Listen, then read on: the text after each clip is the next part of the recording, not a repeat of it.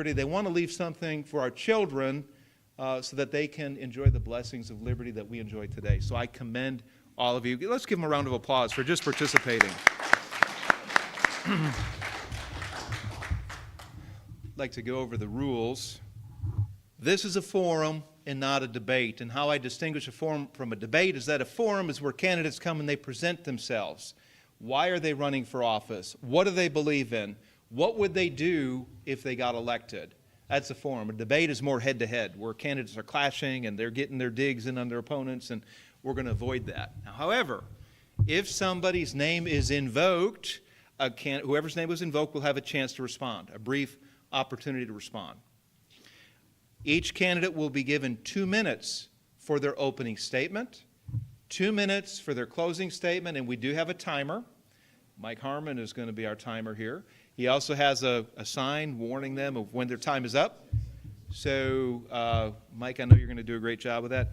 For the questions, each candidate will have 1 minute to respond to the questions unless I say otherwise. We will be done no later than 7:30, so that's a little over an hour from now.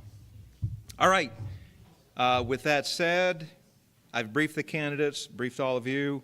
We're going to start with the opening statements. And State Representative Ryan Dotson, since you're closest to me, I'm going to begin with you, and then we'll go down the line. Well, thank you all for being here this evening. This room is very familiar to me, as when I was first elected as state representative, I represented part of Madison County. So I was over here quite a bit. Love Madison County, as I lived on the Madison County-Clark County line. And so being over here, I ministered over here for many years, know your wonderful pastors, Mark Sarver, Owen.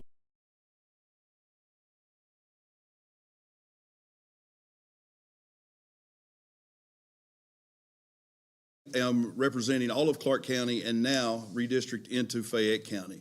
And as a state representative, I've taken on some big battles in Frankfort, Kentucky. I didn't go down there just to be a button pusher or to melt away in the shadows. As a junior legislator, I went to Frankfort and I went to go and impeach Andy Beshear. And the reason being is the way he treated us during COVID. And I went in with 8 articles of impeachment day 1. And some things transpired. The citizens came in and it took the impeachment process out of our hands.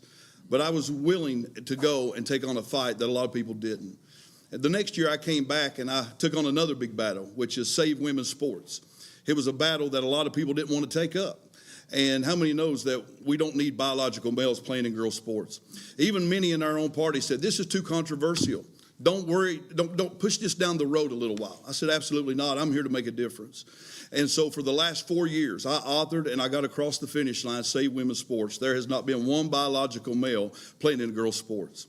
I led in the House the charge to stop gender reassignments on minors. I led in the House the charge to stop boys from using girls' bathrooms and locker rooms.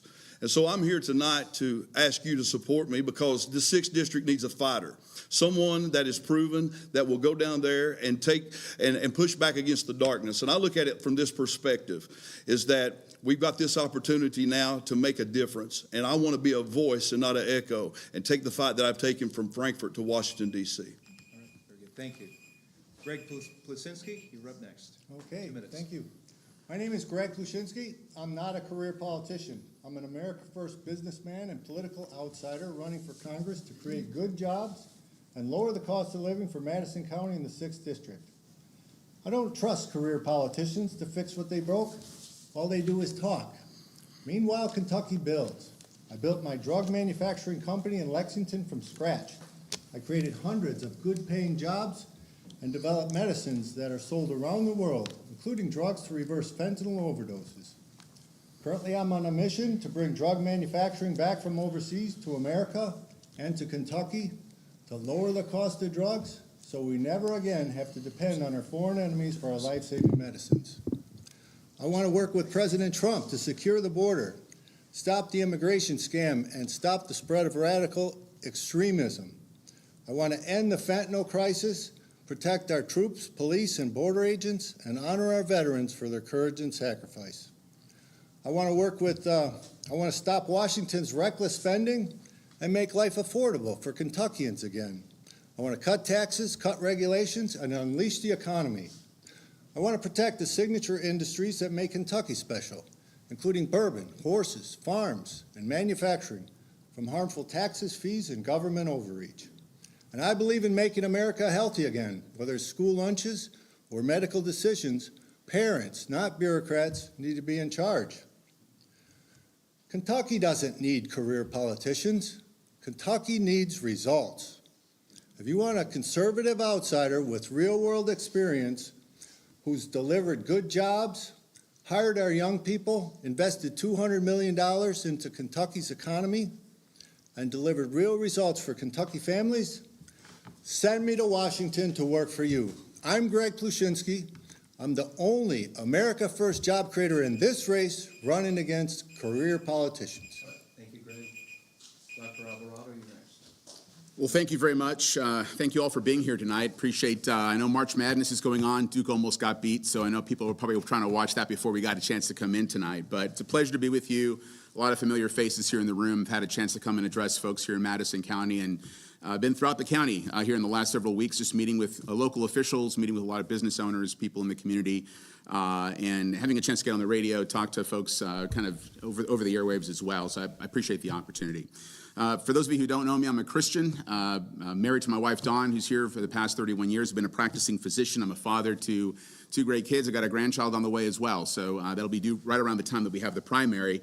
I've also served in the state Senate for 8 years. I've run or represented in 7 of the 16 counties. I also got a chance to run statewide for lieutenant governor back in 2019.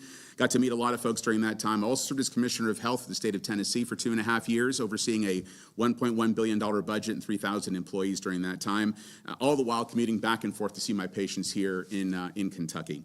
The country's going through a transition right now. I think a lot of us know that what we're seeing in D.C. is very toxic. It's a very toxic environment. President Reagan often talked about this being a city on a hill, America, and people looking to want to come here and to help come here to enjoy what we have. That city's under attack. I think President Trump right now is trying to defend it, and he needs allies to help him get that done. He's trying to work on things like rebuilding our economy. He's protecting our border to make sure that we don't have illegal immigration coming into the country as well. He's also trying to return common sense right back to our workforce, back to our business communities, schools, and to government. He needs allies, and I'm willing to be that ally to help him. I'm the only person here who's served with a divided government, with divided Democrats and Republicans, and a unified government and got things done. I've got a proven track record. I would invite you to research me, look at all the bills that I was able to get done during a very tough time in this state, and the results that we've got now moving forward. So I'm looking to help President Trump with his vision for the country and moving things forward, asking for your support on May the 19th. All right. Very good. We are going to jump into the questions. In case you're curious how we arrived at the questions, the Madison County Young Republicans provided several questions. Questions also come from current events and actual bills and issues that Congress is debating right now. The first question is regarding trust and accountability. According to a Gallup poll taken between February 2nd and the 16th, they found that 80% of Americans disapprove of the way Congress is handling its job. Only 16% approve of how Congress is handling itself and its job. What would you do, and here's a question, what would you do if elected to regain the confidence of voters? Ryan Dotson, I'm going to begin with you.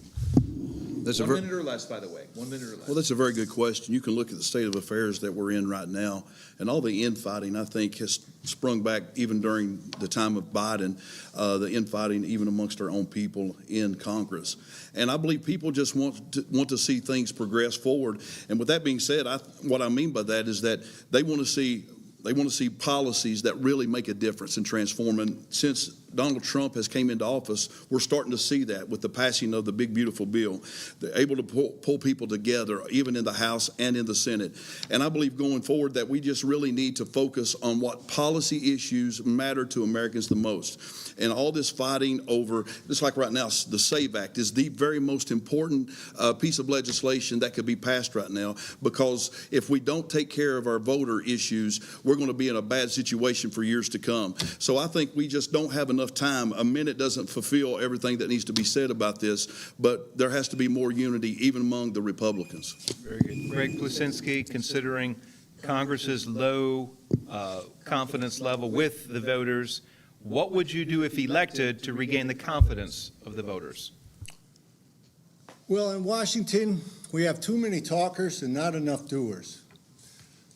Of course, we don't agree with what's going on in Congress. We have no background checks in Congress. They can get into office and they don't have to go through any background checks at all. We need to implement some background checks, maybe before they run, so that we know that they're worthy once they get in there. I'm currently vetted by the DEA for handling controlled substances. I've been vetted twice. Now, I'll probably be the sole source of a person that's vetted when I get to Congress. But we need to implement stricter rules on the people that are going to Congress, and when they get to Congress, we can't be covering up things that they've done illegally. If I had done the things that they did, I would be out of a job. Very good, thank you. Ralph, 1 minute. Yeah, so I also have a DEA license, and if you want to be vetted, just run for office. I can assure you'll be vetted in a lot of detail. Having run for lieutenant governor, people do all kinds of background information. They research you, and they'll come out with a lot of information. But I think right now the concern that we're seeing is that a lot of young people don't feel like they have an equal shake to the American dream, to be perfectly honest. I think that's the biggest issue that we're seeing. There's an affordability issue. People are having a hard time affording housing, education, different things. We've got to be able to make sure that the American dream is protected for the next generation. I think President Trump is working hard at trying to create that environment. It's been 4 years of difficult times for the country, and it's going to take a bit of time to be able to get that back on force. The other thing, too, is transparency. People want to know why government does certain things. When I was in the state Senate, I made it a point every year of coming back to the community and reporting back on a yearly basis to make sure people knew exactly what was in the budget, why things were done a certain way, and to answer questions from folks, and to have forums like these. And if we can do more of this, I think people will have more confidence in what people are thinking when they're up in Washington. Very good, thank you. Right on time. Ralph, I'm going to go right back to you.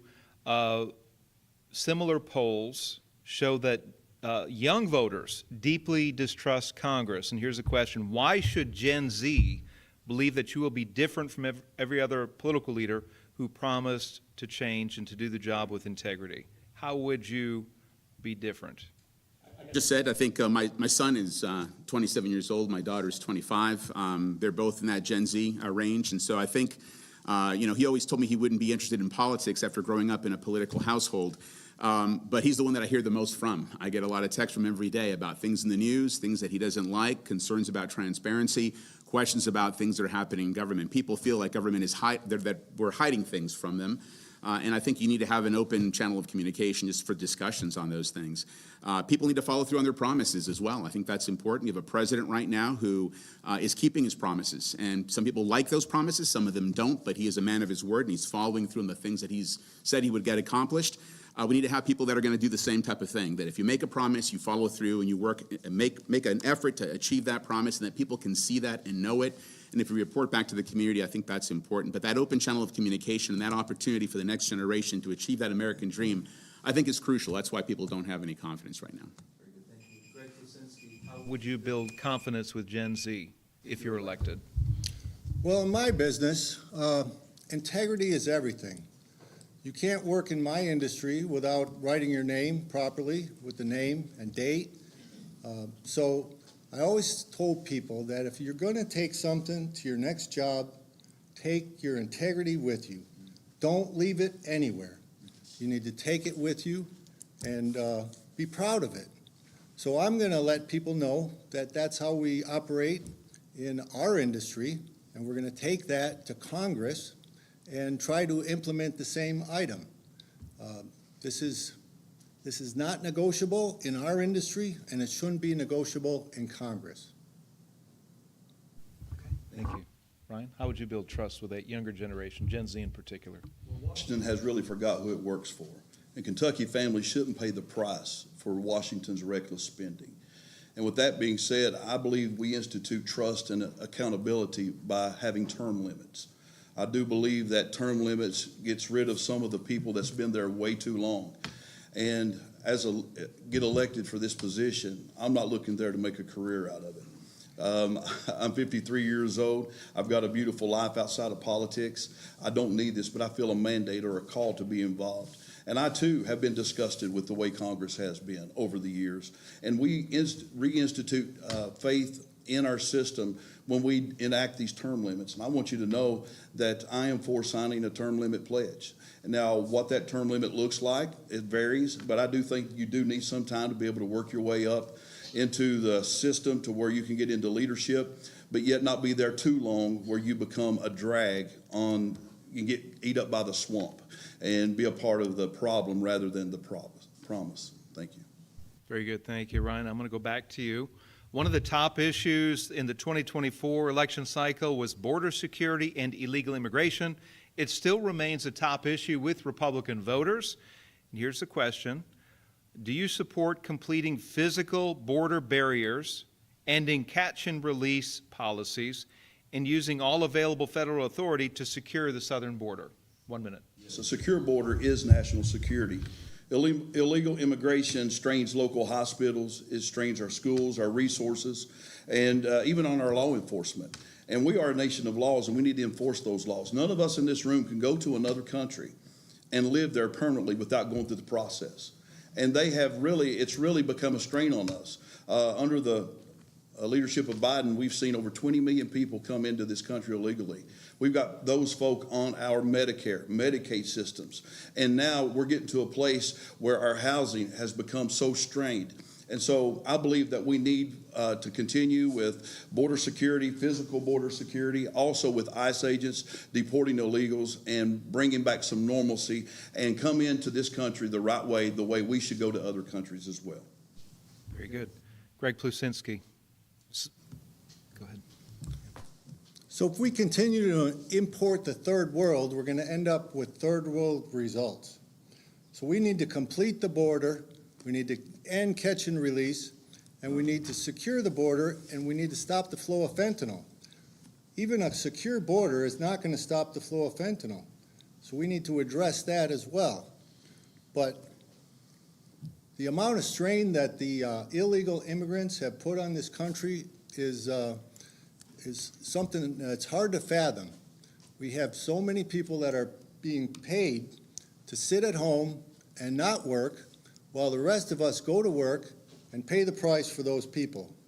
So we need to continue on our path to get all the illegals out of this country and not have them come back. We need to get them to come back in a manner that is following the law, and if they can't come in and assimilate, then they shouldn't come in.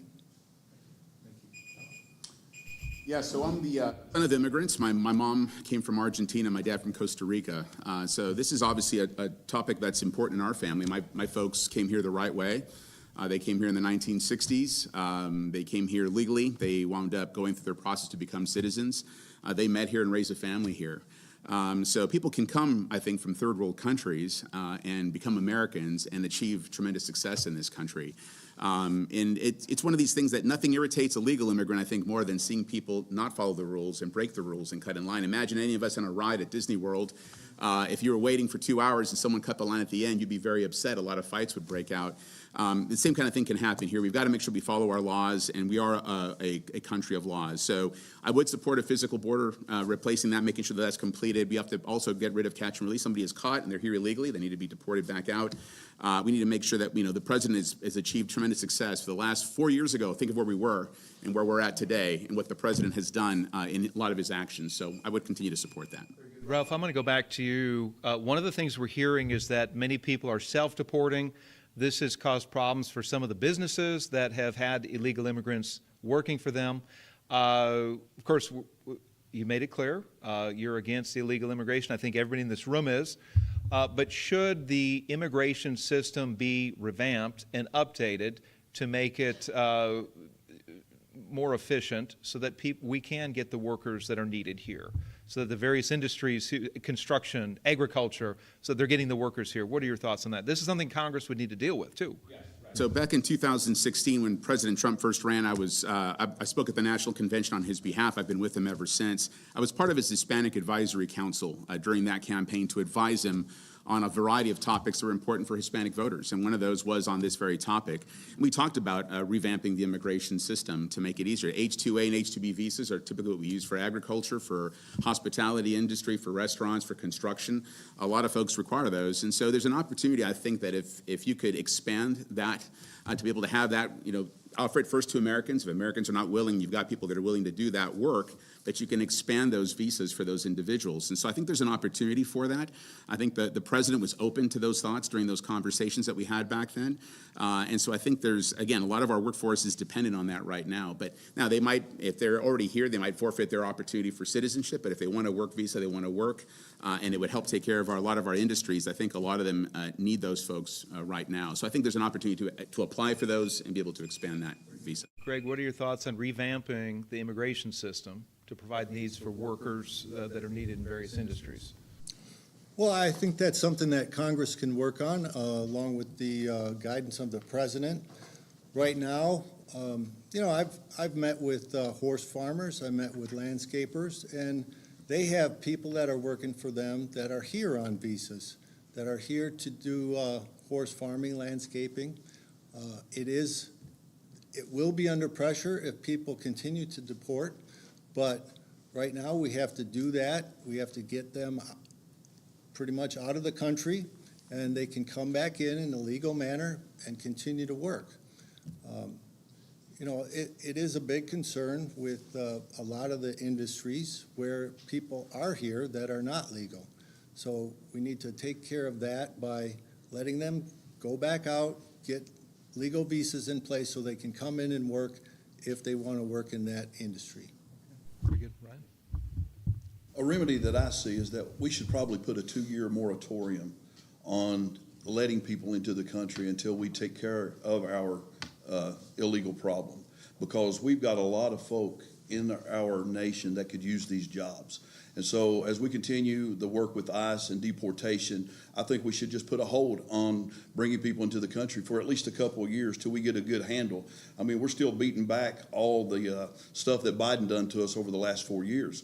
So my thing is until we get some of those things remedied and get things more in line, I am all for about streamlining, bringing people into our country. But again, they must do it the right way. I've got a son-in-law who's from Sweden, and I know the laborious process he went through. He went through 5 years of intense study and going through that process. And he earned every step of the way, earned it all. And so with that, I just want to encourage you, I believe that we get to a place where we deport these illegals, then we start a new, fresh process to streamline those in, especially for the agricultural community. Very good. Ryan, I'm going to go back to you. And the topic is federal spending and national debt. According to the U.S. Treasury Department's website as of 2 days ago, the national debt was just over $39 trillion, that's trillion with a T, dollars.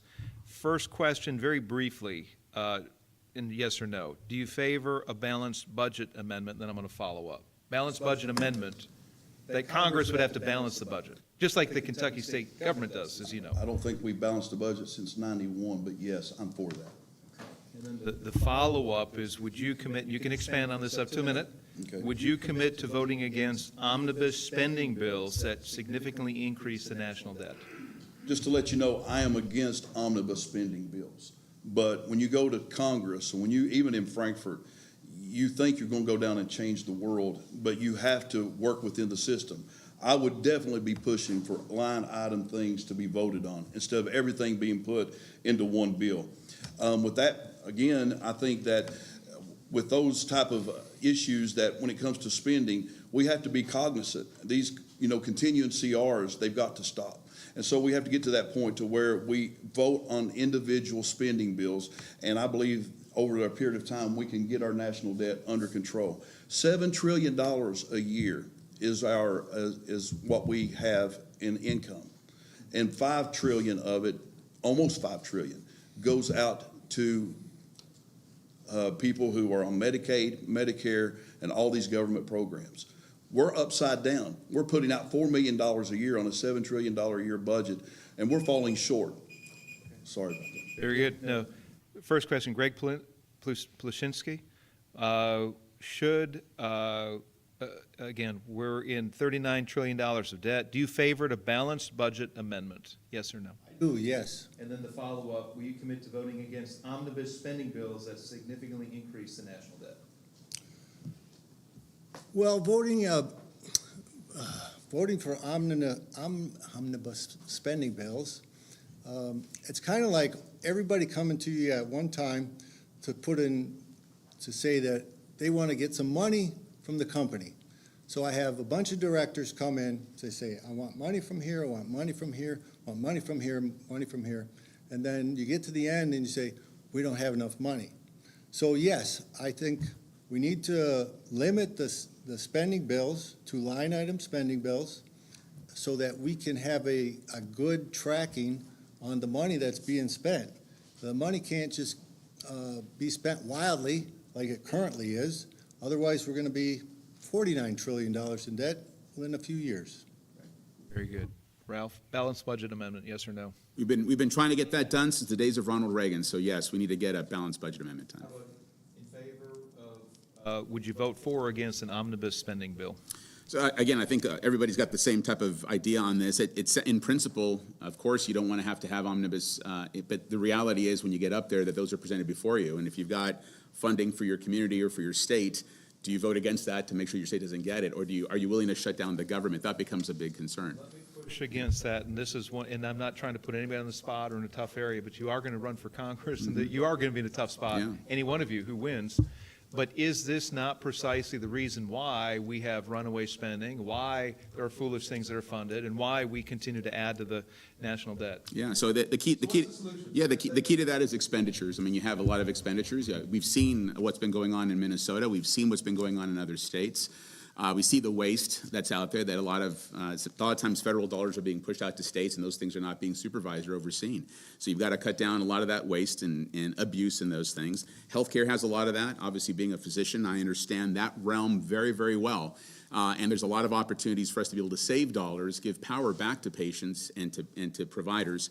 But then also, there's even a lot of expenditures that we have out there. Defense spending, for example, a lot of contractors just come with repeat contracts. They're extended without any accountability as to when those things should be completed. So I think we need to have a bit more vision on that. I think there's been lots of proposals about, reducing government by 1-2% just to start getting us on that track to say, let's cut down expenditures so we can create the savings for the future. That's been done in our country before. We've got to get back to those principles because at one time we did have a balanced budget and we were at zero when it came to our national debt. Good. I gave Ralph a little extra time, so Greg Pluchinski, if you'd like to respond, I'll give you up to 30 seconds more. Question? It was on one of the problems with mismanagement and overspending, in the addition to our national debt, is that these omnibus spending bills are there. That's how a lot of the pork gets in. There's some good things, but there's some bad things. What would be the solution to have greater accountability and to reduce that the national debt that we're in? Well, we need to continue to put the tariff money toward the national debt, but we also need to work on the spending bills. They should be line item. There should not be a lot of pork thrown in at the end. There's going to have to be some more legislation that oversees the way that these bills go through Congress. It's not working for the country. We're going into debt. We're running out of money. Everybody wants money, and we don't have any. Okay. Very good. Thank you. So, anything? As a legislator, you don't always get 100% of what you want. I mean, the reality is that you want to do things a certain way, but that's not the way things are done. And so you're left with the opportunity, do you get 70% of what you want or nothing of what you want? And so we're left with, I'll take 70% of what I need for my communities from a 6th district, or do I get nothing? So, but I do believe that we need to get back to line item spending. We need to cut government. Our government is bloated. It's full of waste. I love what Elon Musk done with Doge, and I believe we need to get back to cutting some of those expenditures. Very good. Ryan, I'm going to go back. We're going to start with this. Next topic is inflation and cost of living. Should Congress take action to reduce inflation and lower the cost of energy, groceries, and housing for American families? And if so, how would they do that? Well, he needs to fire Jerome Powell immediately. And he is the Fed Chair, and he needs to be, he has not lowered interest rates. He's working against Trump. He's hindered our housing market. It's kept money tight from a perspective of interest rates. And so I believe he needs to go, and I believe we need a new Fed chairman. But inflation hits rural Kentucky. It hits our farmers. It hits our families in the 6th District. And we need to lower taxes. We need to be able to be more transparent, lower regulations. We got construction companies that want to come in because we're over, I think, 300,000 homes short in the state of Kentucky. But they have to go through so much red tape with planning and zoning. They can't come in and build. I have one friend who wanted to build 60 units, and he had to wait 5 years to get all the paperwork and go through the necessary red tape. We need to deregulate. And I believe if we do those things, that we'll see more growth coming into the state. Okay, very good. Greg Plusinski? Yeah, Kentucky families are being squeezed by inflation, and it's out of control. We need to continue to bring in new energy. We need to bring energy into Kentucky. We have a lot of resources available, and that's not only good for Kentucky and putting people back to work, but it's good for the United States so that we can supply energy around the country. So we need to put people back to work in good industries where they can make a good wage and, continue to fight inflation that way. No, Congress should not take over the function of Jerome Powell. His time is limited, so he's going to be out pretty soon. But yes, he's being unreasonable and not lowering the interest rates. Very good. Ralph? Again, I think a lot of it is, lowering interest rates is going to be of crucial importance for housing, for loans, just for getting people's credit to be able to start new businesses. Every time you have a higher interest rate, it makes it more difficult for someone to start a small business. Energy costs are obviously of importance. Right now, we're in the middle of a conflict, obviously, in the Middle East, but interest rates, cost of petroleum and fuel and energy of any type is important. That's for transportation of goods. That'll help lower costs. We need to have an all-of-the-above energy policy for this country. And now, fortunately, we're producing the largest petroleum exporter in the world right now, which is important. But we've got to find a way to be able to get that cost down as well. I think also as much manufacturing as you can do here at home. Instead of having to import goods from other parts of the world, the president's working very hard at repatriating a lot of jobs back into the country, getting them back here. And if we can get those jobs back in America, I think it's an opportunity that you can manufacture things. It's easier to manufacture goods here and sell them. It can be at a discounted rate for folks. So again, it's been 4 years of very difficult increase in inflation. The concerning part there is that those costs are not going to be brought down by the people that produce those goods. We've got to find a way to bring those down. Very good. Ralph, you just touched on my next topic, which was energy independence, and you just explained your position. Coal in eastern Kentucky and in western Kentucky used to be a vibrant industry. That's no longer the case. We've seen coal-fired power plants shut down under the Obama administration, under the EPA. Would you support expanding, reversing those federal restrictions on coal-fired plants, and then reversing any restrictions that would limit domestic oil, gas, or coal production? I would, and I think we've seen what that did to eastern Kentucky in our state. It's destroyed it. We've had a massive population vacuum. People have left eastern Kentucky in droves as a result of that. I think we've got to get back to being able to do that. The technologies we have right now can burn that coal in very efficient ways and very clean ways. But we're going to need everything. We used to power this country from Kentucky natural gas and even some oil exploration, and we actually, obviously, we've got a sea of coal underneath us. We used to use that to manufacture and power this country. The fact that we've gotten away from it really has hurt the economy of the state, but we need to do that because we're going to need it all. As we start getting into the future of artificial intelligence and data centers and all the demand, they're expecting a tripling of the demand of energy in this country. We're going to need all of it, and that's going to mean renewables. It's going to mean natural gas. It's going to be coal. We're going to have nuclear, and fortunately, we've had an expansion of some of those opportunities here in Kentucky. But we've got to lean into everything, deregulate it to make sure we can have all of that at our disposal. Otherwise, we're going to be in some trouble. Very good. Greg, if you were elected to Congress, would you support expanding domestic oil, gas, and coal production and roll back federal restrictions that make it difficult for us to look into our natural resources there? Yes, I would support rolling back the federal regulations. It's kind of like being on an airplane. In the olden days, you could say, you could sit in the front, it's non-smoking, the back is smoking. Well, India, China are smoking. So why should we restrict ourselves? Because the world is being polluted a lot more by them than it would be by us. We're going to have cleaner coal. We're going to have natural gas. We have a lot of natural gas here, so we should be able to fuel our economy with these two resources, get people back to work. That's what we need to do in the United States and in Kentucky. We need to get everybody back to work. Everybody wants a job. Everybody loves a job, a good job. But there just aren't jobs available right now. Very good. Ryan? I say drill, baby, drill. And I mean that in a very good way. Nobody up here knows about coal industry like I do. I'm the son of a 6th-generation coal miner from eastern Kentucky. And with that being said, I know the hardships of what's happened to our economy there. My dad was a coal miner, and I saw the strain that it put up on his life. And these people work so hard to have a good life and provide for their families. And the thing about it is Kentucky enjoyed so much great energy independence. We are now paying more per kilowatt hour than almost any other state in the nation. And because we've lost our energy dependence here in the state of Kentucky. Obama pushed us towards reliable energies.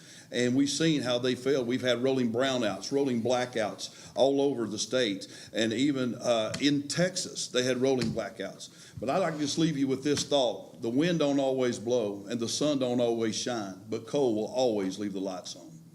Okay, very good. Ryan, I'm going to go up to you next. We're going to move to the Second Amendment. Do you oppose new federal gun control laws and support protecting law-abiding citizens' Second Amendment rights without compromise?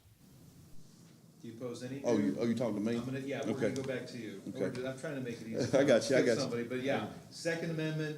Do you support the Second Amendment? Oppose any new federal gun control laws, and would you protect law-abiding citizens' Second Amendment rights without compromise? The Second Amendment is a non-negotiable for me. The problem has never been the law-abiding citizens that have their weapons, that have their guns. It's the criminals that we've got to worry about. And Kentuckians, they believe in self-reliance and personal responsibility. And so with that being said, I don't believe in putting any type of restrictions on those who are law-abiding citizens. Yeah, very good. Greg Lucinski, where do you stand on the Second Amendment? I strongly support the Second Amendment. I don't think we need any more new regulations regarding guns, gun control, any kind of firearms. We have enough already. We are currently restricted in many states. We need to roll back those restrictions. Guns are there to protect from a tyrannical government, and that's what they need to be used for. We don't need to restrict guns. We need to have them available in case they're needed. Very good. Ralph? Staunch supporter of the Second Amendment. It's a fundamental constitutional right in this country, and so for me, it's non-negotiable. We're a constitutional carry state, and there was a lot of criticism when we got that bill passed. People were saying that we were going to see an increase in crime. What we've seen is a decrease in crime in the state of Kentucky since we got that passed. So I think that's been proven that we've seen that effectively occurred. I tell the story. My grandfather was from Argentina, and grew up out in the country. They were allowed to have a rifle out in the country to protect themselves against wild animals or any kind of threats that were out there. He didn't agree with the politics of Juan Perón at the time, and so they confiscated his land. He went to the city. Because of his politics, they came to hang him twice, and he hid in the attic. And he always would say, if I just had my gun here, I could protect myself, because he wasn't allowed to have a gun in the city from there. So for a lot of countries, they would be able to protect their freedoms. Countries like Iran, countries like Venezuela, if they were armed, would be able to have avoided the problems that we're seeing now. Crucial for us to have our gun rights, and that's what makes us Americans. Very good. Next topic is education, and Greg Plusinski. And I'm going to try not to forget Ralph, but we're going to go to Greg and then Ryan and then Ralph. Next topic is education. And here's the question. Should the Federal Department of Education be eliminated and education decisions being returned back to the states? Yes, I believe so. We don't need education on top of education. That's just wasteful spending. So we need to let the states handle education, but we do also need to have school choice or school Yeah, people need to be able to choose the schools that their kids are going to, and the federal dollars need to follow that. So we need to have that available, and, yeah, we don't need another agency on top of another agency. So Greg, you just touched on the second part of this question, which was school choice. Should the federal tax scholarship write-offs be increased from $1,700 to $5,000? This was just passed in the One Big Beautiful Bill not too long ago. From $1,700 to $5,000? tax write-off for people who can write off things like this on their taxes. Would you increase that from $1,700 to $5,000? This money goes to a state granting organization, an SGO, where they give scholarships out to needy children. Well, I think Federal program. that sounds like a worthy cause, giving scholarships out to needy children. If in fact they are needy and they can prove that, that is a reasonable use of our federal tax dollars. And let me correct myself. It's actually up to 300% of the federal poverty limit. So the goal was needy, but it's available to more than just the needy kids. So, Ryan? Well, you know, First of all, abolishing the Department of Education, for it or against it? Oh, I'm for it. Leaving it on the state, yeah. Okay. And let it go back to the states. But your question was about education in itself, right? Yeah. I believe parents should be able to educate their children the way they see fit. And we don't need schools to do indoctrination or radical agendas that are being pushed down our children's throats. I can tell you stories of things that I've been privy to as a state legislator where a child had identified as a female who was a male, and only to find out the parent knew nothing about it. The teacher was hiding the child and giving him girl clothes to wear at school and go home wearing his boy clothes. And this child ends up trying to commit suicide, and the parent knew nothing about it. The parent had no idea this was all going on. We had this type of stuff going on in our schools, teaching DEI, CRT, critical race theory, and that stuff has to stop. Let's get back to teaching math. Let's get back to teaching history. Let's get back to teaching writing and the core principles of what really education is all about. And then to follow, increasing the federal tax scholarship credit write-off from $1,700 to $5,000 for that? Or? Yeah, it's the Education Freedom Tax Credit is what it is. And we just passed that in Frankfurt last week. We just overrode the governor's veto. And on House Bill 1. So, yes, I would be all for it being raised from $1,700 to $5,000. And the thing about it is, it helps those who qualify for it. So this, a lot of the Democrats will try to paint a picture, this only helps the affluent. It does not. It helps those who are underserved. So it's a great program, and I think it's a great way to really get those type of educational tools to those children. So you'd be in favor of increasing it from $1,700 to $5,000. Very good. Ralph, first of all, would you vote, if there was a bill before Congress, and if you were in Congress, would you vote to eliminate the Department of Education, Federal Department of Education? I would. We've been again asking for that since 1980. I think I'm the only lifelong Republican up here today, and so I've been around a long time, followed this stuff for a long time. We've been wanting to get that done since 1980. We've seen that the Department of Education, since its inception, American education has declined, and it hasn't done very well. So it hasn't done the job that it was supposed to do when it was enacted. So I would support removing it and channeling those funds back to the states and let them decide on how education should be channeled through. Very good. And then following up, the federal tax scholarship write-off, would you be in favor of increasing it from $1,700 to $5,000? I was in the state Senate. I filed a bill creating that very program for Kentucky, and I filed it every year for, I think, 4 or 5 years in a row. I've often argued that there's school choice already in the country for those who are affluent. People who have money can move to a different district for a different public education system, or they can send their children to any private school of their choice. The problem is people that are middle class and lower, people that are lower socioeconomic status, those folks don't have those same abilities. And so it's an uneven yoke of education. I think those individuals should have the same rights as those that are the wealthy and have the same ability. So I would, you've got to see how much the total cost would be. We've been talking a little bit about overall costs, but I would say as much opportunity. There's lots of great schools for things like autism that are specialized for kids who have that. If you're wealthy, you can send your kid there, but people that don't have those means can't do it. If we can get those funds into those families to allow those children to go and have those opportunities, I think it would be tremendous. So yes, I would support expanding that tax credit. Very good. Next topic is the sanctity of human life. The Food and Drug Administration fast-tracked the chemical abortion drug mifepristone and bypassed medical supervision for women undergoing medication abortion. A recent report, just came out recently, found that 10% of pregnant women taking mifepristone experience serious side effects. And here's the question. Would you favor federal legislation going back to the previous policy which required medical supervision before prescribing mifepristone? And I'm going to go to you, Dr. O. Yeah, so it's important to understand that there are certain countries in the world that allowed the policy that's been changed to, that you could just mail this in, and what would happen is women would take these medications at a very, at multiple weeks of gestation, 28, 29, 30, 32 weeks, would have massive hemorrhages at home, major risk to women. Obviously, babies would not survive. It was a very difficult situation. So yes, it needs to be under medical supervision. We've passed laws in this state to disallow the mailing of those medications to people at home, to make sure that that's done. And it's got to be under, the purpose of these medicines have to be written on the prescription pad as well. So we passed laws here. That came through my committee when I was the chairman of the Senate Health and Welfare Committee.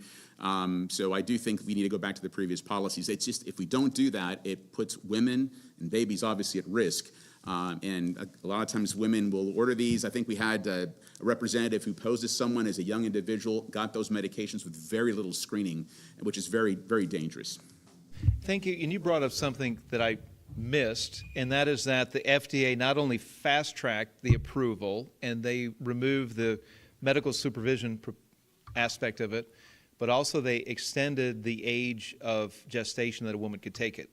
I believe it's up to 12 weeks. It used to be 8 weeks or younger, so they were able to take it at a longer point in their gestation. So thank you for pointing to that.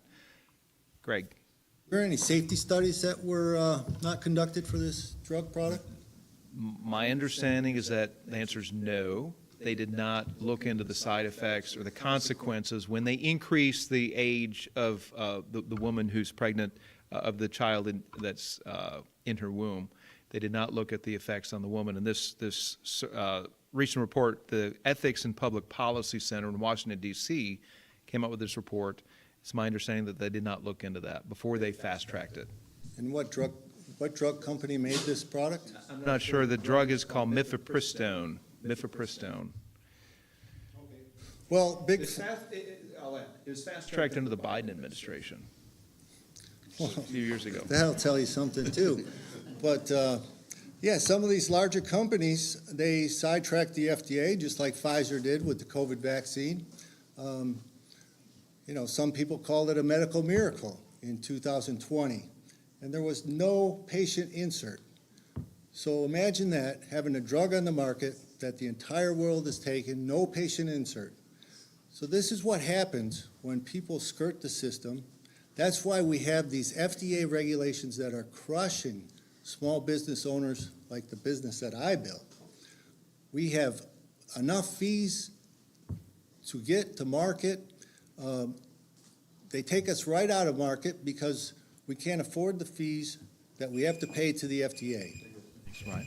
Well, first of all, I'm a staunch supporter of life. I'm against abortion. And I believe that as a Christian, that's our duty, is to protect the sanctity of life.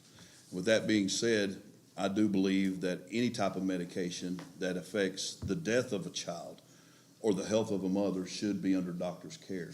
And currently, I have co-sponsored with our pro-life chair, Nancy Tate, in the House about this pill that has actually hit floods into our state. And you can order it online, you can get it from different sources, and people are taking it even later than prescribed to have an abortion, because we've really tried to make Kentucky a place where you can't get an abortion. And so these young people are taking it at their own risk, and it's causing some damage. And I'm glad you brought that study out, because I hadn't heard that. But yes, I would definitely see that it would be put under the doctor's care. Very good. The next topic is foreign policy. Of course, sir, we've had tension with China for several years. China has demonstrated aggressive military activity in its part of the globe. Here's the question: should Congress counter the influence of communist China in trade, technology, agriculture, and national security? Greg, I'm going to go to you. We'll start with you. We'll go to Ralph and then Ryan. Should Congress counter the influence of communist China in trade, tech, agriculture, and national security? Yes, I believe it should. China is one of our biggest threats, and they are coming after all of our technology, whether it's in China or not in China. They're coming after all of our technology, and they want to take us out without firing a shot. And that's how they're going to do it. They're going to look at the electronics, they're going to look at the AI technology, and they're going to get in front of us so that we're beholden to China. We need to absolutely get out in front of China on every aspect that we're working on. Very good. Ralph, should Congress counter the influence of communist China? Yes, obviously they're trying to become the next superpower, then trying to displace us in that way. I wrote here, when it comes to tech, we have to continue to be a front runner when it comes to artificial intelligence. That's part of our national security. If the Chinese get ahead of us on that, that could be a disaster when it comes to military prowess for us. When it comes to trade, the Chinese have been all over Africa, South America, Asia. They've been involved buying land, providing resources for those countries, building relationships. We haven't been there as much in the past. I think we're trying to reach back out and be able to be connected to them as well. National security, obviously weapons, and having the proper kind of weapons to make sure that our military might is on full display. The Chinese have seen what we've been able to do here in the Middle East recently, and a lot of their technologies have been used by Iran and haven't been very successful. Agriculture, the Chinese are using a lot of robotics when it comes right now. When it comes to ag, we have to be able to keep up with them and make sure that our farmers can compete with the Chinese. What we produce here is the best. And the Chinese have a 50 to 100 year view on life. We have a 2 to 4 year life in America. We've got to start having some bigger vision to make sure we can counter the Chinese. 50 years ago, China wasn't even an issue, but because they have stolen our intellectual property, and there was no recourse for that, they have become a superpower built on our backs and our poor trade agreements over the last several years. But I really like what Donald Trump did in Venezuela and taking Maduro, because what it did, it took China out of the Western Hemisphere. They had a foothold here in the Western Hemisphere and had a direct line to us. But because of Donald Trump's decisive action, it's really protected us from that imminent threat of China. So I do believe that going in the next years to come, that it's going to be a race between us and China to see who gets the AI, who gets the best weapons. And again, we need to be at the forefront of this. This has to be given our utmost attention. And for the years to come, it's going to be nip and tuck. And we're just going to have to buckle down and really push back on China and not let them run roughshod over us. And that's why I think Donald Trump is such a great president. All right, moving on to another part of the world. Israel is the United States' strongest ally in the Middle East. We've seen a lot of anti-Semitism here in this country, not just on college campuses, but in other areas as well. But one of the questions I've seen come up regarding Congress and our role in the Middle East is AIPAC, the American Israel Political Action Committee. And here's the question: does AIPAC have an outsized influence in America's foreign policy? And Ryan, I'm going to go with you. And you can be brief. 30 seconds. Let's do this 30 seconds if we could. Well, being a pastor, I am pro-Israel. I've been to Israel. I've been to the Tomb of Christ. Love Israel. I think Israel's a wonderful country, and we should always keep those relationships.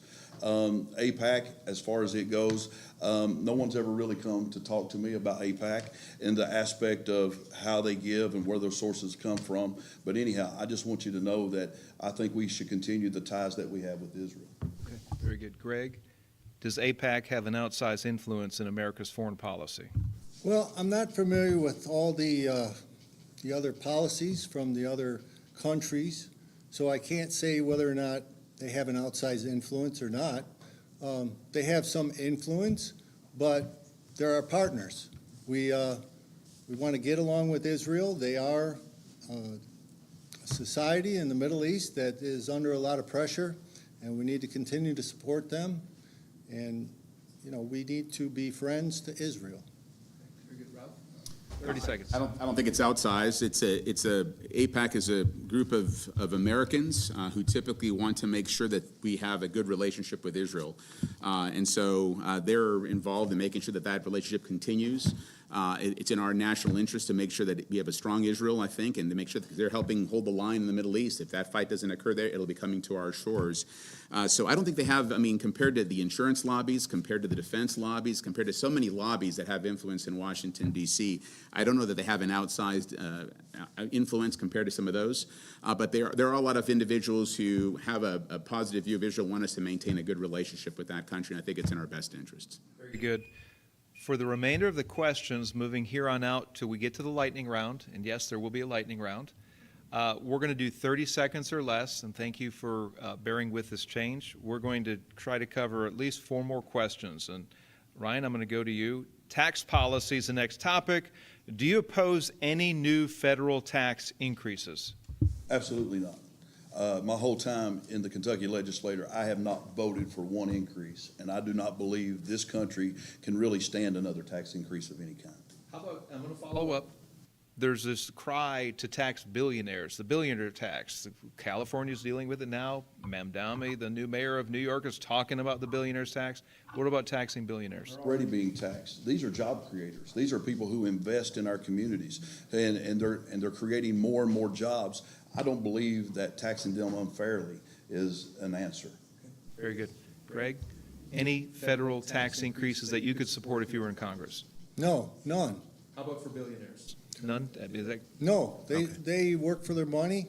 They completed their American dream, and we shouldn't have to give that money back to the government under any circumstances. They earned that money, that's theirs to keep. very good. Ralph? As the same response is ultimately, I don't support any increased tax. I think when I first got elected, there was some taxing proposals here in our state that, as a newly elected Republican, I got a lot of pressure to support, and I said, I can't do it, just because I've run on that issue before, and that's always been my position. So when it comes to billionaires, if they want to do that in New York City, we'll be happy to bring them here to Kentucky and again, let them come here and invest in our state and bring the resources they bring and the investments they can bring into the community. So I don't support that. That's not the style that we're a capitalistic country, and I believe in capitalism. Good. I'm going to go to the next topic is religious liberty. Ralph, I'm going to go back to you. Should religious liberty and conscience rights be protected from federal mandates or regulation? 30 seconds. They should be protected. I think it's understood. People came to this country, and this country was founded on that very principle and that idea that people came here for freedom of religion, and that should continue to be one of the driving kind of fundamental, foundational issues that we have in our country. So it needs to continue to be protected. Medical conscience is something that's recently passed here in our state, something that I've supported, also very important for providers to be able to follow their conscience as well. And so I think it's just very important that we continue to support it. Very good. Greg? Yeah, we need to continue to support the, So should religious liberty and conscience rights be protected from federal mandates or regulations? Yes, absolutely. If somebody has a different religion than we practice, that's their business. That is what they want to do. Now, the other question, you talk about the federal... Any mandates or regulations that would encroach on religious liberty? No, there should not be. But there was another one that you talked about, the doctor talked about conscious rights. Conscience rights for healthcare professionals. I'll flesh this out. And medical professionals, first of all, medicine is becoming politicized, you haven't noticed.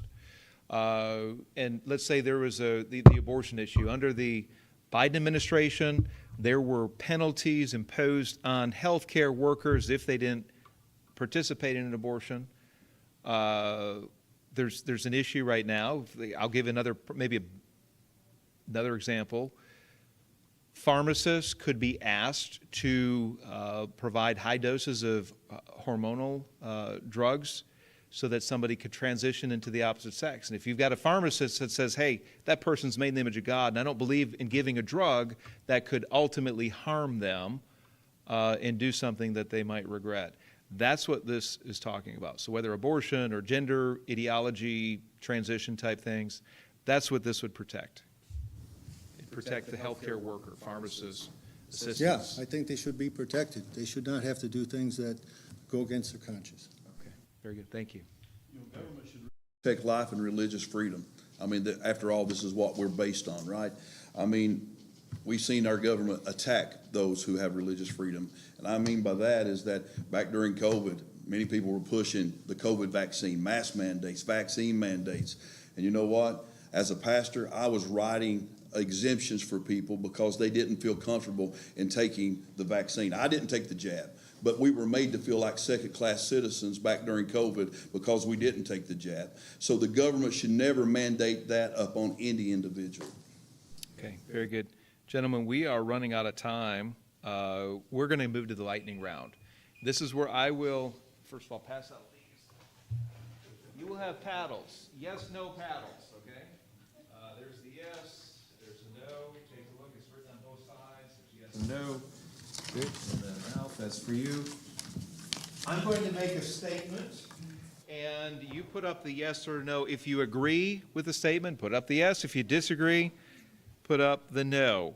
I've got, I believe, that's over 10 questions here. So, as soon as you hear me complete the statement, put up the yes or the no. You ready to begin? Well, then you might be left behind. Then you might be. But here's the deal: you've got the paddle, so you're not looking at each other. How's this guy going to answer? How's that person going to answer? That's the idea behind the paddle. So, you ready to go? All right. Human life begins at conception. Exceptions to abortion for rape and incest. Okay. Ban abortion-inducing drugs from crossing state lines into Kentucky. Ban abortion-inducing drugs from coming across state lines. Okay. Assisted suicide, otherwise today it's known as medical aid in dying. Assisted, okay. School choice. School choice. Biological boys on girls' sports teams. Yeah. Cut federal income taxes. Balanced budget amendment. Local law enforcement should work with federal ICE officers to hold illegal immigrants for up to 48 hours. War with Iran. Okay. War powers resolution from Congress before our nation can go to war. War powers resolution. Okay. Term limits. Congress should be banned from trading individual stocks while in office. Okay. And then release the Epstein files. All right. That's it. Very good. Let's give them a round of applause for that. That's kind of hard. That's hard. I appreciate that. That's a challenging round. All right. Closing statements. We began, I think, with Representative Dotson. So we're going to start on the other side. Ralph Alvarado, you have 2 minutes for a closing statement. Very good. So thank you all again for being here tonight. Appreciate everyone coming out, and for those who are watching at home as well, we appreciate you very much. Again, we're seeing a country right now in a period of transition, and I remind everybody what life was like just 4 years ago under Joe Biden. We had a president who I don't think was present a lot of the times, other people making decisions for him. Thank goodness for the election of President Trump, a man who's decisive and follows through on his promises. Again, we want to continue to secure our border. We want to have someone who's going to be allied with him to help him accomplish that task, continue to enforce our immigration policies. We want to make sure that we can rebuild our economy, make sure that we make life more affordable. We can pass on the American dream to the next generation, I think is also incredibly important. And then again, also another important topic for me as a physician is healthcare. We want to make sure that we can provide healthcare, that patients will have control, that providers will have control again to to break up the vertical monopoly that's been occurring really when it comes to our insurance companies, I think is of crucial importance. Agriculture is such a crucial part of our community here. We want to make sure that we can protect that industry to make sure our farmers have an easier time when it comes to farming and passing on those farms to their children so they can continue to farm and moving forward. And again, we want to make sure that we have a strong country that is going to put America first, make Kentucky first, and continue to put our policies. And again, I'm hoping to be an ally for the president. I've been with him from the beginning in 2016, 2020, and 2024. I've stood with him from that time moving forward. I think he wants people that are going to help work with him and continue to focus on making America great. I want to thank you all for that opportunity. If you have any questions, please contact me. We've got a great website as well where you can check out information. Go on our Facebook site and contact me. If you have any questions, please come up to me afterwards. I'd appreciate it. Asking for your vote on May the 19th. Thank you very much. Thank you, Ralph. Greg? Career politicians created the mess we're in, and they're not going to fix it. My opponents built political careers. I built a company. They mastered talking points. I mastered the budget. They learned how to survive elections. I learned how to survive markets. For 35 years, I've lived in the real economy, not the political one. I created hundreds of good-paying jobs. I invested $200 million into the Kentucky economy and continue to invest $20 million a year. And we produce life-saving medicines used around the world to reverse fentanyl overdoses. I didn't wait for the government to build something for me. I built it with Kentucky workers. That's the difference in this race. Career politicians run on titles and promises and everything that you want to hear. I run on real results. Kentucky families are working harder than ever. They're getting squeezed by inflation, regulation, and reckless spending. Meanwhile, career politicians protect their power, protect their perks, and protect each other. I don't have any part of that. I owe nothing to the political insiders. We need leaders who understand payroll, supply chains, and manufacturing, and leaders who sign the front of a paycheck, not just the back of a campaign check. If you want a conservative outsider who's already created good jobs and delivered real results and isn't afraid to challenge the system, send me to Washington to work for you. I'm Greg Plushinsky. I'm the only America First job creator in this race running against two career politicians. I would be honored to earn your vote. All right, thank you. Ryan? Sure, I'd like to set the record straight, Greg. I make $18,000 a year as a state representative. I doubt that constitutes as a career politician. And you're not the only job creator. At the height of the pandemic, I had over 250 employees that I know what it is to face a payroll and a deficit of over $7 million each and every month that I had to make payments on. What this district needs, this 6th Congressional District, is a fighter, someone that has a proven track record, someone that has stood tall and pushed back against all the woke junk that has came down to Frankfort, Kentucky. And you elect me, I'll take that same fight that I have taken to Frankfort all the way to Washington, D.C. I have nothing to really gain. Like I said earlier, I have a beautiful life outside of politics, and everybody's wanting to run on Trump's coattails. I'm a Trump guy. But at the end of the day, Trump may not be there in 2 or 3 years. Can you be a strong conservative when you have somebody like Trump, who's now, we got a Democrat in the office, or we're in the minority? I am a fighter, and I live my life by this, and I say this all the time, that every man's record speaks for itself. And if you know what somebody's going to do, you look at what they've already done. And I also live like this. A good shepherd smells like the sheep. What do you mean by that? Is that when you live with the people, eat with the people, dwell with the people trust you because you're one of them. And I want you to know that I'm one of you, and I'm the only guy up here that is from Kentucky. We got one from California, Michigan, and there's 2 other candidates. One is from Memphis, and the other one's from Wisconsin. I'm the only boy that was born, raised, and when I die, they're going to bury me in Kentucky. So I'm asking you to send a Kentucky boy to Washington, D.C. Thank you, Ryan. One last question. I think I get to respond to that since I was invoked in that. Well, you're the one who invoked him, or you're the one that directed it towards him. So he followed up. So, Okay. yeah. So here's the last question. It's a yes or no, and then we're going to be dismissed. If you lose the primary, would you support the winner of this race in the general election? Ryan, will you support the winner, whoever comes out? I'll never support a Democrat. Okay, but I mean the Republican side. Yes. Okay, gotcha. Yeah. Thank you for clarifying that. Great. Well, of course, we signed paperwork that said we would. So my word is signed in paper. As the only lifelong Republican up here, I've always voted for Republicans, so I will support the Republican who comes out of this race. Very good, thank you. Let's give them a round of applause again.